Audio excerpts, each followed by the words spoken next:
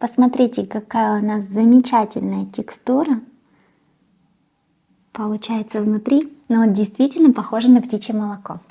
Всем большой привет, дорогие мои зрители! Сегодня хочу приготовить очень вкусный, нежный, воздушный и при этом полезный десерт без выпечки из творога. Начнем мы из замачивания желатина. У меня здесь 20 граммов листового желатина. Я его замачиваю в холодной воде. Здесь я не измеряла количество воды, потому что это не важно. Замачиваем в холодной воде на 5-7 минут, как указано на упаковке.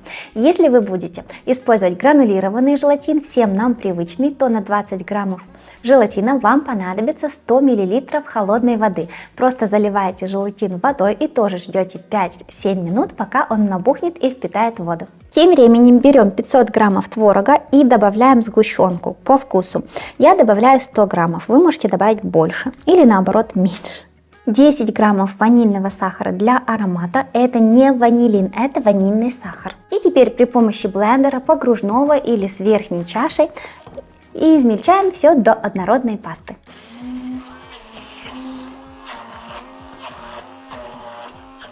Листовой желатин уже полностью у нас, смотрите, какой стал пластичный и податливый.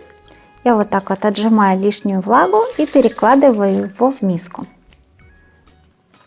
Заливаю сюда 200 мл горячего молока, но не кипяченого. Нам нужно сейчас растворить желатин в этом молоке.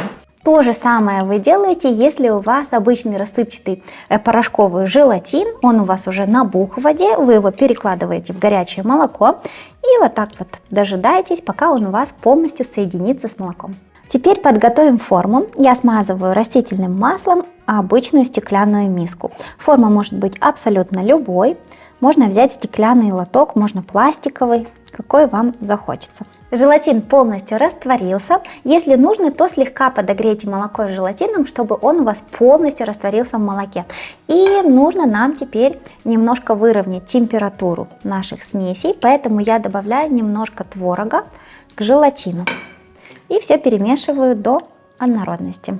Проще перемешать венчиком, и также не добавляйте горячий желатин в холодный творог, а сначала добавьте часть творога в горячий желатин, и таким образом у вас смесь более равномерно будет в итоге. Потому что если добавлять горячий желатин в холодный творог, то могут получиться комочки из-за того, что желатин начнет неравномерно схватываться в холодном твороге. Все, перелили. И теперь снова блендером взбиваем до однородности. Выливаем половину смеси в подготовленную форму. И ставим в холодильник или даже можно в морозильную камеру, пока мы будем делать шоколадный слой. Где-то на 5-10 минут, чтобы верх у нас слегка схватился. Во вторую часть добавляем 2 столовые ложки какао. И перемешиваем до однородного состояния. Если хотите, можно сюда добавить немножко кофе, чтобы вкус был более интересным. И снова блендером все перемешиваем.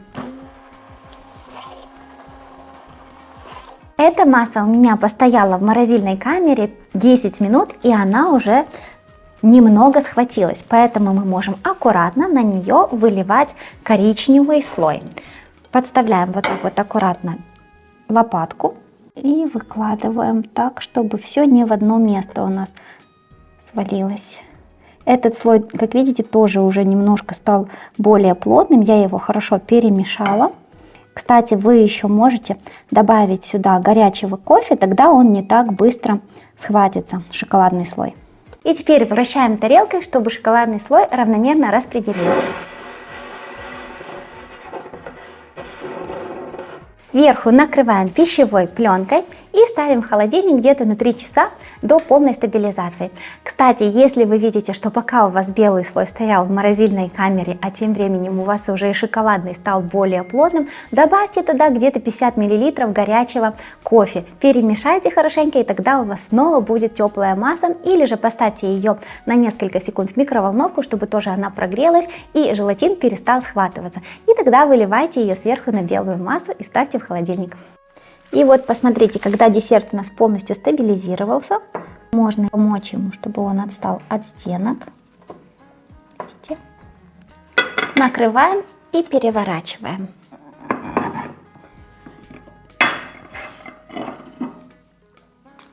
Вот, лучше так вот, смотрите, он прям на руку мне отходит. И переворачиваю. Посмотрите, здесь у нас есть пузырьки воздуха, похожие чем-то внешне на птичье молоко, согласитесь? Теперь давайте отрежем кусочек нашего замечательного полезного десерта.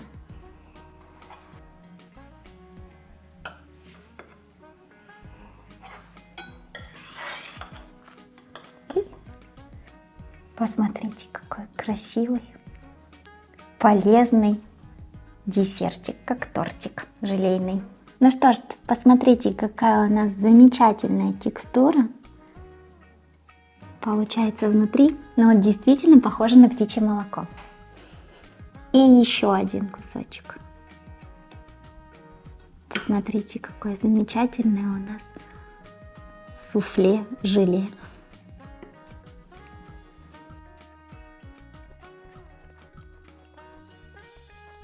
Посмотрите, какая красивая текстура, он получается молочно-шоколадный, вы даже и не поймете, что он сделан из творога. Если хотите, чтобы он был чуть более нежным, менее плотным, то уменьшите желатин до 15 грамм, тогда вам понадобится 15 граммов желатина и 80 граммов воды, если вы будете замачивать порошкообразный желатин. Сам десерт в меру сладкий, поэтому регулируйте сладость по своему вкусу. Я сделала такой нейтральный, очень в меру сладкий, чтобы он не был слишком приторным. Вы же можете регулировать по своему вкусу этот момент. Я с вами прощаюсь, всем пока, до новых вкусных рецептов.